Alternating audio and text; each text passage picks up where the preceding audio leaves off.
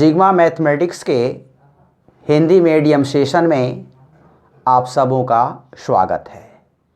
आज हम लोग पढ़ेंगे फलन का प्रकार। हम लोग देखते हैं फलनों के प्रकार। इसमें पहला टाइप है एकैक या एकैकी फलन। एकैक को एकैकी भी कहते हैं तथा अनेकैक फलन। देखिएगा, इसका डिफिनेशन थोड़ा सा समझ लेते हैं। कोई फलन f a से b की ओर हो, इस प्रकार हो कि a के प्रत्येक अवयव का b में अलग अलग प्रतिबिंब हो। एकैक फलन कहलाता है, अन्यथा फलन अनेकैक होगा। फलन अनेकैक होगा। क्लियर आ रहा है ना? इसमें जरा सा ध्यान देने की बात है कि एग्जाम्पल से इसको क्लियर करते हैं। जैसे ए कोई समुच्चय है और बी कोई समुच्चय है। यह फलन ए से बी की ओर है। इसमें 1 2 3 4 एलिमेंट है। इसमें ए बी सी और डी एलिमेंट है। एकैक फलन का मतलब होता है कि एक का संबंध एक ही के साथ होना चाहिए। एक एक 1 1। जैसे देखिएगा, इसको इसके साथ रिलेट कर दिया, इसको इसके साथ रिलेट कर दिया, इसको इसके साथ रिलेट कर दिया और इसको इसके साथ रिलेट कर दिया। यह आपका एकैक फलन है। देखिएगा, हर एक अवयव का बी में एक ही अवयव के साथ संबंध है, एक से ज़्यादा का संबंध नहीं है, इसलिए यह एकैक फलन का उदाहरण है। दूसरा हम लोग समझते हैं। ए कोई सेट लिया और बी कोई सेट लिया। ए देखिए फलन है आपका ए से बी की ओर। इसमें 1 2 3 एलिमेंट ले लिया। इसमें हम ए बी सी और डी एलिमेंट लेते हैं। देखिएगा, इसको इसके साथ जोड़ दिया, इसको इसके साथ। यह एकैक फलन है। एकैक फलन का मतलब होता है कि एक अवयव का एक ही के साथ संबंध होना चाहिए, इसलिए यह एकैक फलन का आपका उदाहरण है। उसके बाद में हम लोग देखते हैं अनेकैक फलन। अनेकैक फलन पर थोड़ा सा हम लोग बात कर लेते हैं। देखिएगा, ए कोई सेट है और बी कोई समुच्चय है। ए देखिएगा फलन ए से बी की ओर है। इसमें 1 2 3 है। इसमें आपका ए भी है। देखिएगा, इसको इसके साथ जोड़ लेते हैं, इसको इसके साथ जोड़ लेते हैं, इसको इसके साथ। अनेकैक का मतलब होता है अनेक का एक के साथ संबंध।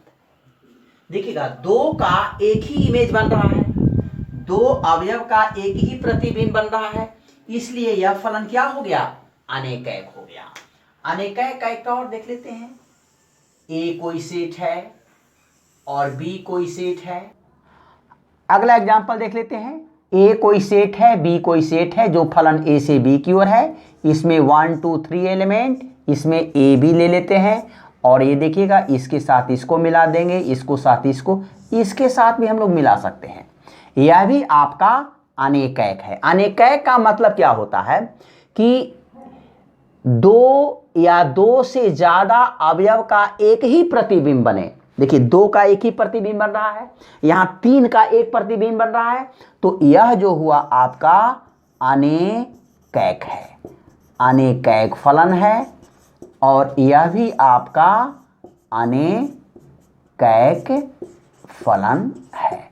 वो पहला जो दोनों एग्जाम्पल दिए थे वो एकैक फलन का एग्जाम्पल था, यह आपका अनेकैक फलन का उदाहरण है। देखिए इसमें इंपॉर्टेंट बात एक थोड़ा सा ध्यान देते हैं। यदि फलन ए से बी की ओर हो को एकैक फलन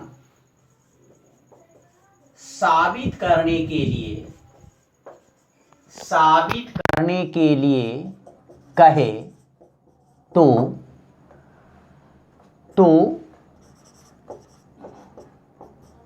हमें दिखाना है कि fx1 बराबर fx2 implies that x1 is equal to x2, यही दिखा देना है।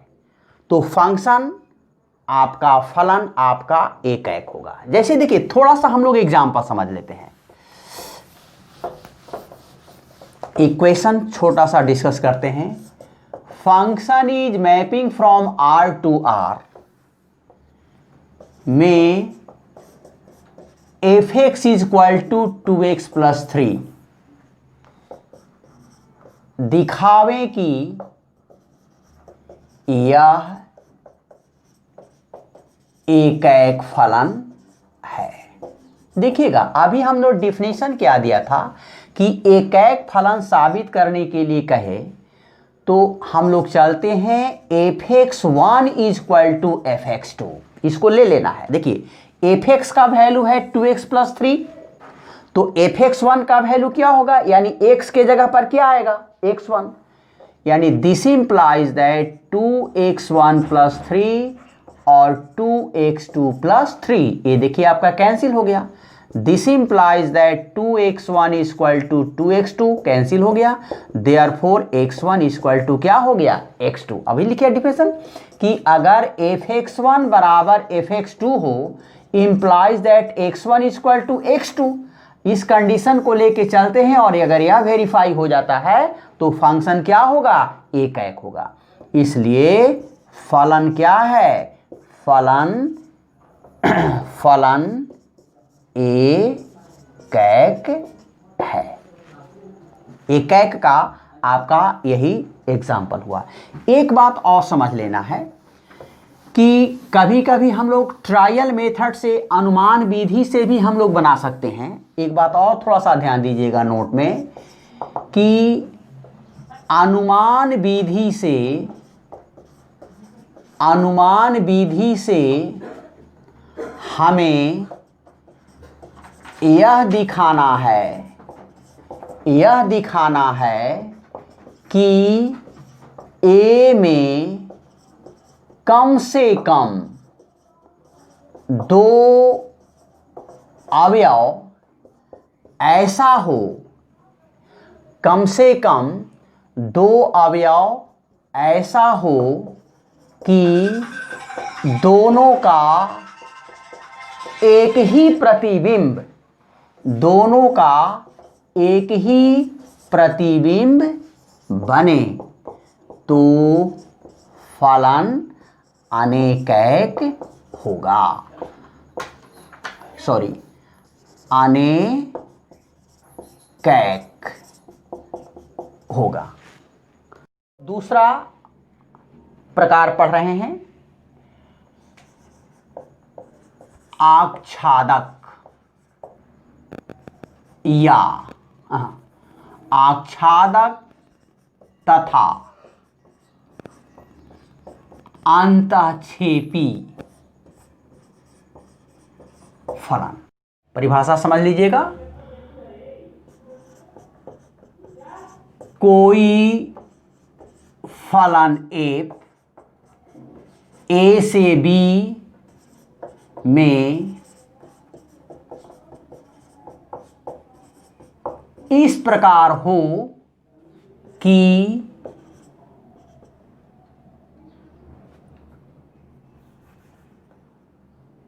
A के अवयव का संबंध बी में सभी अवयव के साथ हो।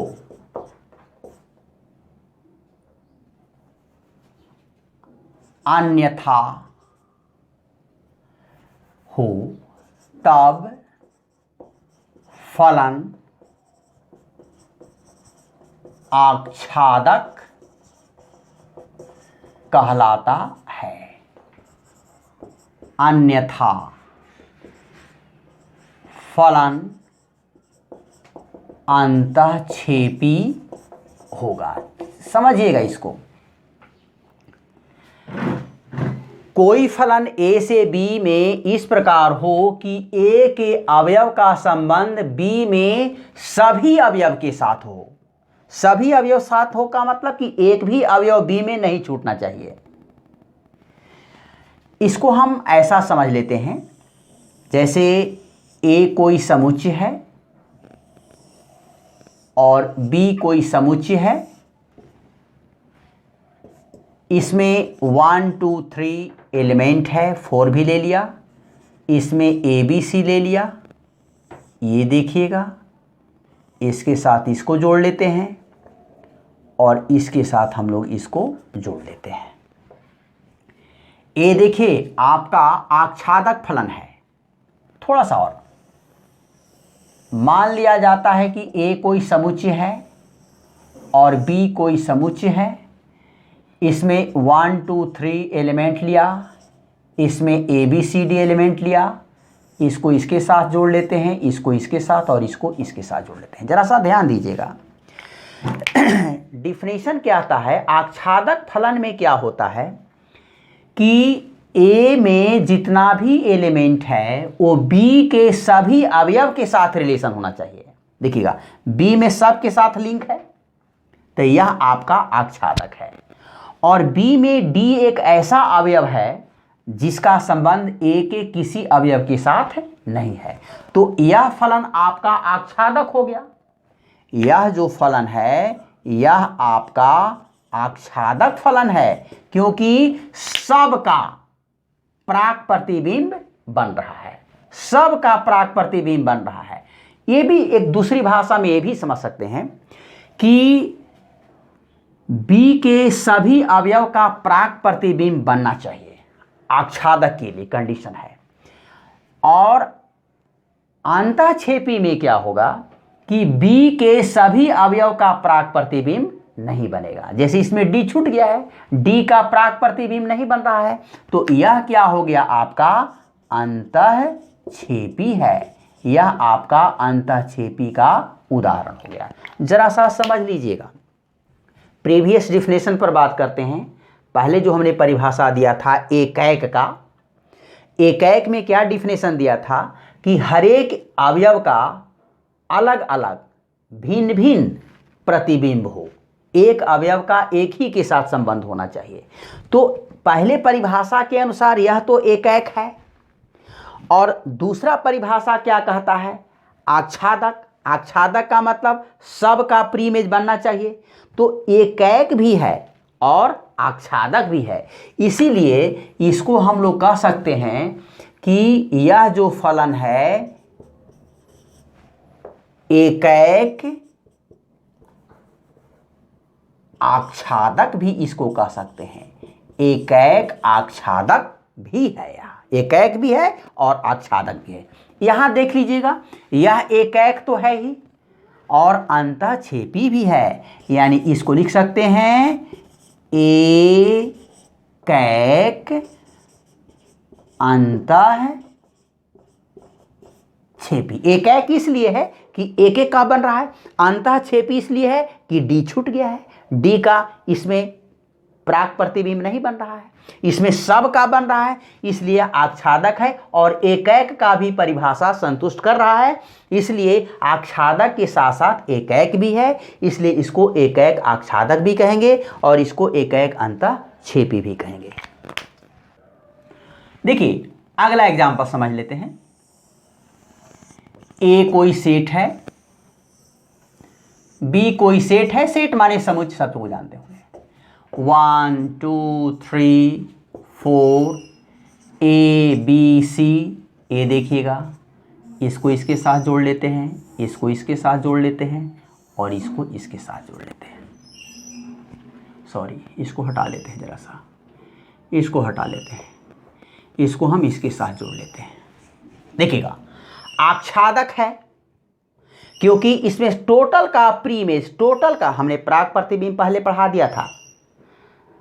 जब तक कि रिलेशन फंक्शन समझ में नहीं आएगा, जब तक कि आपका पिछला प्रीवियस टॉपिक्स क्लियर नहीं है, आगे समझ में नहीं आएगा। हम प्रतिबिंब और प्राक प्रतिबिंब बोल रहे हैं, तो प्रतिबिंब और प्राक प्रतिबिंब आपको समझना होगा। ऐसा नहीं है कि छलांग मार दे, जंप करके पार्ट 2 या पार्ट 3 पढ़ लें, ऐसा संभव नहीं होता है।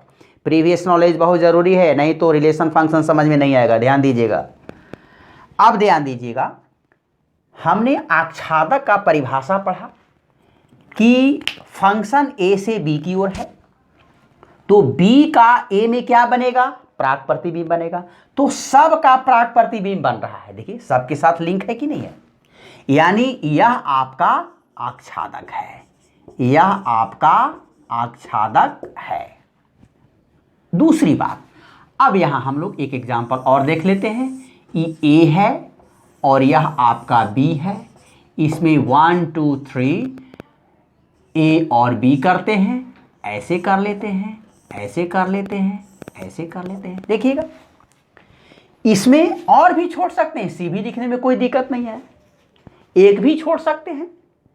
देखिए इसमें बी में बी और सी ऐसा अवयव है जिसका प्राक प्रतिबिंब नहीं बन रहा है, तो यह आपका क्या है, अंतःक्षेपी है। यह क्या है, अंतःक्षेपी है।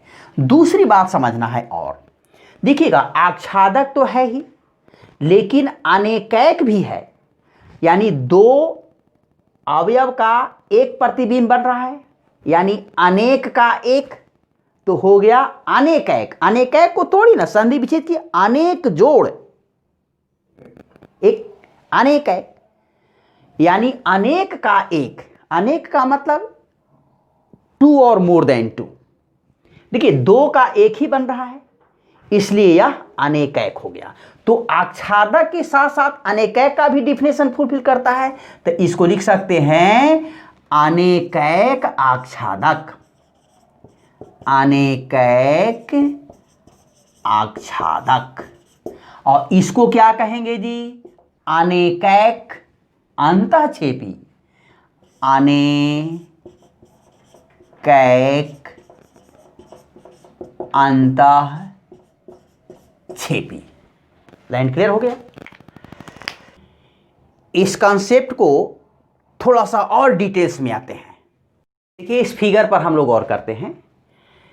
सवाल में दो चीज दिया हुआ रहता है, प्रांत और सहप्रांत।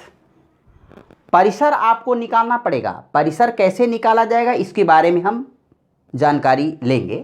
पहले देखिएगा कि यह फलन आच्छादक है। देखिएगा यहां लिख देते हैं आच्छादक। आच्छादक क्यों है जी, क्योंकि सब का प्राक प्रतिबिंब बन रहा है, सब का प्राक प्रतिबिंब बन रहा है। और यह आपका अंतःक्षेपी है। अंतःक्षेपी क्यों है, क्योंकि डी छूट गया है, डी का प्राक प्रतिबिंब नहीं बन रहा है, इसलिए यह क्या है, आपका अंतःक्षेपी है। क्लियर हो गया। इसमें भी देखिएगा यह भी आपका क्या है, आच्छादक है, क्योंकि सब का प्राक प्रतिबिंब बन रहा है, यानी ये क्या है, आपका आच्छादक है। और यह क्या है, अंतःक्षेपी है। क्यों, क्योंकि सी और डी का प्राक प्रतिबिंब नहीं बन रहा है, ये क्या है, आपका अंतःक्षेपी है। ये बात तो क्लियर हो गया कि आच्छादक और अंतःक्षेपी में क्या डिफरेंसेस हैं। अब यहां देखिएगा, इसमें सहप्रांत पर गौर करेंगे। सहप्रांत क्या है, सहप्रांत ए का जितना भी अवयव रहता है वो सब प्रांत कहलाता है, और बी का सब अवयव क्या कहलाता है, सहप्रांत। तो सहप्रांत में क्या है आपका, ABC। और परिसर देखिएगा इसमें क्या होता है, परिसर का मतलब होता है, एक्सक्यूज मी, परिसर, परिसर देखिएगा जिसका प्राक प्रतिबिंब बन रहा है, तीनों का प्राक प्रतिबिंब बन रहा है, इसलिए परिसर में ए बी सी आ गया। इसमें देखिएगा, इसमें सह प्रांत क्या है, सह प्रांत देखिएगा, सह प्रांत में आपका ए बी सी डी आ जाएगा, क्योंकि बी में जितना भी अवयव है वो सब सह प्रांत में आ जाता है। और परिसर पर गौर करते हैं कि परिसर बराबर क्या है आपका ए बी सी। एक बात गौर करने वाली है, फिर भी यहां भी समझते हैं, यहां इसका सह प्रांत क्या है, सह प्रांत क्या है, देखिएगा ए बी है, इसका परिसर क्या है जी, परिसर भी ए बी है। इसमें देख लेते हैं, इसमें सह प्रांत क्या है जी, सह प्रांत क्या है ए बी सी और डी, और इसमें परिसर क्या है, परिसर देखिएगा ए और बी, यानी जिसका प्राक प्रतिबिंब बन रहा है वो सब क्या कहलाता है आपका परिसर कहलाता है। तो एक बात हम लोग को ध्यान देने वाली बात है कि आच्छादक में जितना सह प्रांत होता है उतना ही परिसर होता है। आच्छादक का कंडीशन देखिएगा, मतलब सह प्रांत और परिसर बराबर होता है। अंतःक्षेपी में क्या देखते हैं कि जितना सह प्रांत है उतना परिसर नहीं है, और इसमें भी देखते हैं कि सह प्रांत जितना है उतना परिसर है। देखिए एकदम क्लियर है आच्छादक में। तो इसका मतलब क्या हुआ कि कोई भी फलन को आच्छादक साबित करने के लिए कहे तो क्या हम लोग दिखा देंगे कि जितना फलन का सह प्रांत है उतना ही आपका क्या है परिसर है। ये बात क्लियर हो रहा है। आच्छादक में देख रहे हैं कि जितना सह प्रांत है उतना ही परिसर है, अंतःक्षेपी में सह प्रांत और परिसर बराबर नहीं है। तो इसी बात को हम लोग नोट में लिख लेते हैं कि जरा सा ध्यान दीजिएंगे, लाइन में रहेंगे, कि बहुत इंपॉर्टेंट बात है। नोट में लिखेंगे कि कोई फलन आच्छादक साबित करने के लिए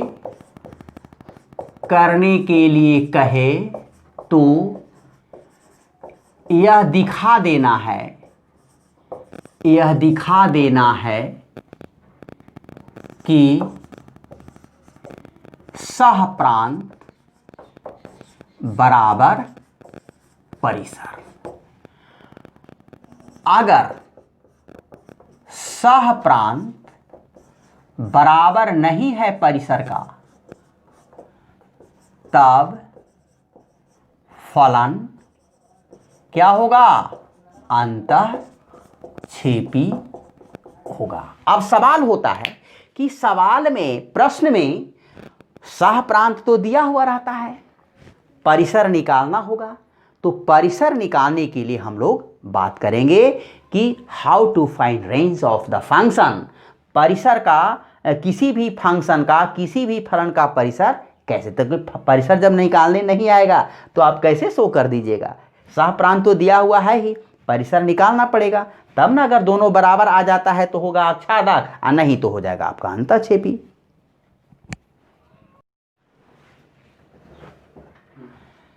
तीसरा पढ़ेंगे,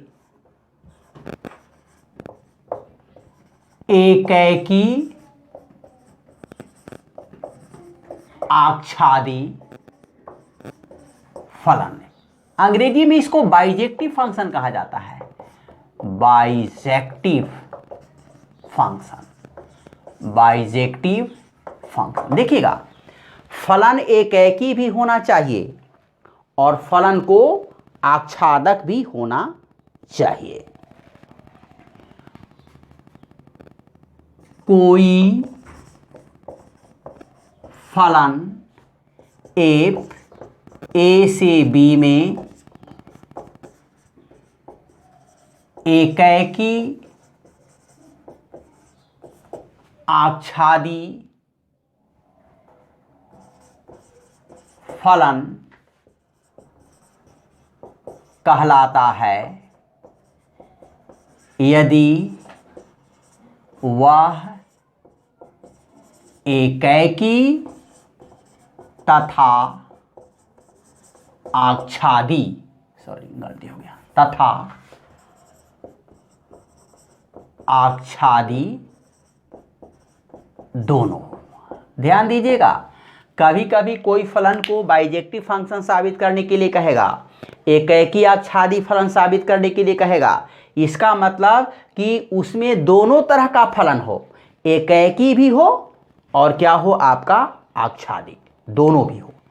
अब जरा सा हम लोग इस पर सवाल को हल करेंगे, प्रश्न हल करेंगे। इसके बाद में आपका ये सब कंसेप्ट और डिक्लेयर हो जाएगा। जो अगले पार्ट में होगा, सबसे पहली बात कि जो भी विद्यार्थी या जो भी इस चीज़ को जानना चाहते हैं, जो भी पर्सन्स, वो इस चैनल को सब्सक्राइब ज़रूर कर लें, क्योंकि जब भी हम कोई नया चीज़ अपलोड करते हैं वो आपको तुरंत इसका नोटिफिकेशन मिलते जाएगा और आपका हर एक चीज़ का डिटेल्स इन्फॉर्मेशन मिलेगा। धन्यवाद।